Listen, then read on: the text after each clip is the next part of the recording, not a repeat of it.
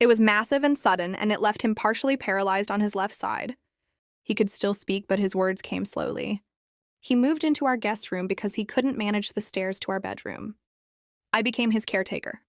I fed him and bathed him and helped him with physical therapy 3 times a week. I closed my practice to take care of him full-time. Claire came to visit once in those 6 months. She stayed for 4 days and spent most of that time on work calls in the backyard. Robert asked her about the boys and about David's new promotion. She answered in the distracted way busy people do when they're mentally already gone. Before she left, she hugged me in the kitchen. She said I was doing an amazing job. She said Dad was lucky to have me. She said she'd try to come back for Thanksgiving. She never made it back. Robert died on a Tuesday morning in October. I was sitting beside his bed reading the newspaper aloud to him because he liked to stay current.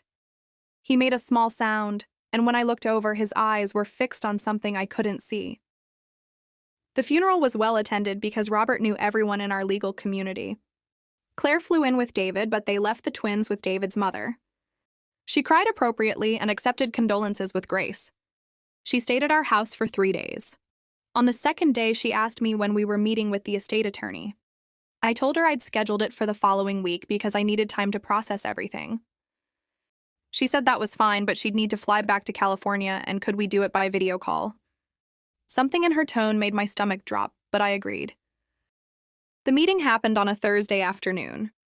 The attorney's name was Philip Westwood, and I'd never met him before. He had silver hair and expensive glasses and a way of speaking that made everything sound predetermined. Claire was on video from her home office in San Francisco. Philip began by offering his condolences. Then he opened a leather folder and pulled out Robert's will. He explained that Robert had updated everything 6 months before his stroke. The house would go to Claire. The investment accounts would go to Claire. Robert's life insurance policy with a $2 million payout would go to Claire. His retirement accounts would go to Claire. I would receive a one-time payment of $50,000, and I would have 60 days to vacate the house. The room went silent except for the sound of my own breathing. I looked at the screen and saw Claire's face completely neutral. She wasn't surprised. She already knew. I asked Philip if there had been some mistake. He said there was no mistake. He slid a copy of the will across the table to me. I saw Robert's signature at the bottom and the date from March. March was 2 months after his heart surgery and 1 month before his stroke. I asked why Robert would do this. Philip said he wasn't at liberty to discuss Robert's reasoning. I spent 43 years building a life with a man who promised me the world, and then I spent the last 6 months of his life watching him write me out of it.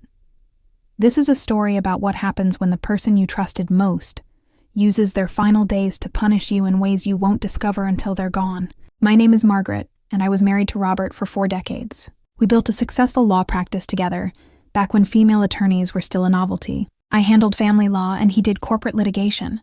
We made a good living, and we saved well. We had 1 daughter named Claire, who we raised in a beautiful home in Connecticut. Robert was always a proud man. He came from money, and he never let anyone forget it. His family had old wealth and old opinions about how things should be done. I came from a working-class background and put myself through law school waitressing nights. Robert's mother never approved of me, but he married me anyway. That was back when he still had fire in him. Back when he believed we were partners. Things changed slowly over the years in ways I didn't recognize as dangerous. He started making comments about how I'd gotten soft, how I'd let myself go after Claire was born, how his colleagues' wives maintained themselves better. I was working 60-hour weeks and raising a child, but that didn't matter to him. When Claire turned 16, Robert started traveling more for work. I suspected something, but I never looked too hard because I was afraid of what I'd find. Instead, I threw myself into my practice and told myself we'd reconnect when things slowed down. Things never slowed down. Claire went to Yale and then to graduate school in California. She became an environmental consultant and married a man named David who worked in tech. They had twin boys and they lived in San Francisco. We saw them maybe twice a year. Robert always complained that Claire never called enough. He'd say it was because she was too busy with her important career. He'd say it with pride mixed with something bitter. When Robert turned 68, he started having chest pains.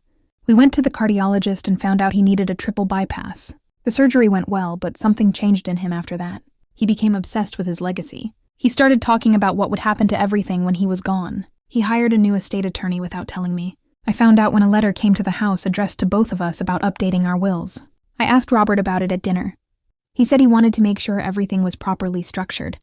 He said our old wills were outdated and needed modernizing. I suggested we go to the appointment together, but he said he'd handle the preliminaries first. That should have been my first real warning, but I trusted him. I trusted him because despite everything we'd been through, I still believed we were a team. 3 months after the surgery, Robert had a stroke. He said Robert had been of sound mind when he executed the document. He said everything was legal and properly witnessed. I looked at Claire on the screen. I asked her if she knew about this before today. She hesitated for just a second. Then she said Dad had mentioned he was updating things, but she hadn't seen the actual will. That was a lie. I could tell by the way she looked away from the camera. The meeting ended shortly after that. Philip gave me his card and said to contact him if I had questions. Claire said she'd call me later. She didn't call. I sat in the house that night surrounded by 43 years of my life. Every piece of furniture held a memory. Every photograph on the wall told a story I thought we'd shared. I didn't cry. I was too shocked to cry. I kept thinking there had to be an explanation. Maybe Robert had been angry about something I didn't remember. Maybe he'd been influenced by someone. Maybe this was some kind of test. But deep down I knew the truth. Robert had decided I wasn't worth providing for. He'd decided that 4 decades of partnership meant nothing. He'd decided that the woman who'd cared for him in his worst moments deserved to be thrown away. And Claire had let him do it. Over the next few days, I started going through Robert's papers. I found files in his office that I'd never seen before. Bank statements for accounts I didn't know existed. Investment portfolios he'd never mentioned. And then I found a letter. It was in his handwriting, and it was dated from February. It was addressed to Claire. In it, he explained his decision. He wrote that I had never been the wife he needed. He wrote that I'd always been too focused on my own career. He wrote that I'd neglected him emotionally for years. He wrote that Claire was his true legacy and deserved everything. He wrote that the $50,000 was more than generous, considering I could go back to work. I read it 3 times. Then I put it back in the folder and closed the drawer.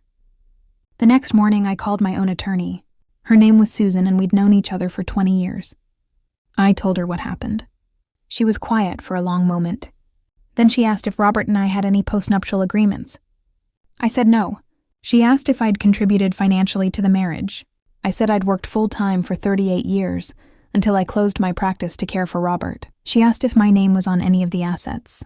I said the house was in both our names originally. She told me to bring everything I had to her office. Over the next 2 weeks, Susan and I went through every document. What we discovered changed everything. The house had been in both our names until 8 months ago. Robert had refinanced it and somehow removed my name without my signature. Susan explained that he'd likely used a forged document or exploited some legal loophole. She said it was illegal, but proving it would be difficult. Then we looked at the investment accounts. Most of them had been joint accounts until Robert systematically moved everything into his name alone. He'd done it gradually over the course of 2 years. I'd never noticed because I'd trusted him to handle our finances. Susan found something else. Robert had taken out the $2 million life insurance policy 18 months ago. He'd paid for it using funds from what had been our joint savings. Essentially, he'd used marital assets to buy a policy that excluded me entirely. Susan said we had grounds to challenge the will based on fraud and misuse of marital property. She said it would take time and it would get ugly. I told her to do whatever was necessary. The legal challenge took 8 months. During that time, Claire stopped speaking to me entirely. She sent me an email saying I was being vindictive and disrespectful to Dad's memory. She said I should accept what he wanted and move on. She said she was disappointed in me. I didn't respond. Susan worked methodically through every financial transaction Robert had made in the final years of his life. She found patterns of deception that shocked even her. Robert had been planning this for at least 3 years. He'd slowly and deliberately structured everything to leave me with nothing. The question was why? I found the answer in a box in the attic. It was filled with old letters and cards. At the bottom was a stack of printed emails.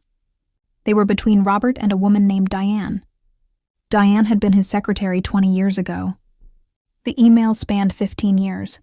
They weren't explicitly sexual, but they were intimate in ways that cut deeper than any affair. Robert had shared everything with her.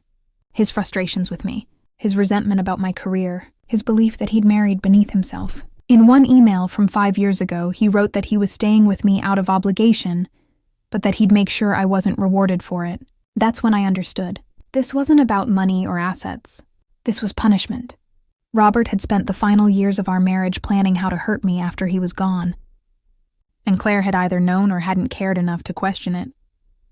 The case went to mediation in month 7. Claire's attorney argued that Robert had every right to distribute his assets as he wished. Susan argued that Robert had committed fraud by using marital assets to fund his scheme. The mediator was a retired judge named Barbara Chen. She reviewed everything. She read the emails. She examined the financial transfers. She looked at the timeline of Robert's health decline and his legal maneuvers. Then she asked Claire a direct question. She asked if Claire had known about the emails with Diane. Claire said no. Barbara asked if Claire had known that her father had systematically stripped assets from the marriage. Claire said she'd assumed it was just estate planning. Barbara asked if Claire thought it was right that a woman who'd worked for 40 years and cared for her dying husband should be left with almost nothing. Claire's face went red. She said her father had his reasons. Barbara asked what those reasons were. Claire couldn't answer. The mediation resulted in a settlement. I would receive the house outright. I would receive $1 million from the life insurance policy. I would receive half of the investment accounts. Claire would keep the rest. It wasn't everything, but it was justice. The day the settlement was finalized, I received a text from Claire. It said I'd destroyed our family. It said she'd never forgive me. It said I should be ashamed. I blocked her number. I spent the next month preparing the house for sale. I didn't want to live surrounded by ghosts. Every room reminded me of a life that had been built on sand. I found a small condo near the water. It had 2 bedrooms and large windows and no memories. On my last day in the old house, I walked through each room. I didn't feel sad. I felt free. Robert had tried to erase me. He'd tried to reduce 43 years to $50,000 in 60 days. But I'd fought back. Not with screaming or drama, with patience and evidence and the law I'd spent my life practicing. 6 months after I moved, Claire sent a letter to my new address. I don't know how she found it. In the letter, she said she'd been going through more of Dad's papers. She said she'd found the emails with Diane. She said she understood now what kind of man he'd been. She said she was sorry. She said she hoped I could forgive her. I read the letter twice. Then I put it in a drawer. Maybe someday I'll respond.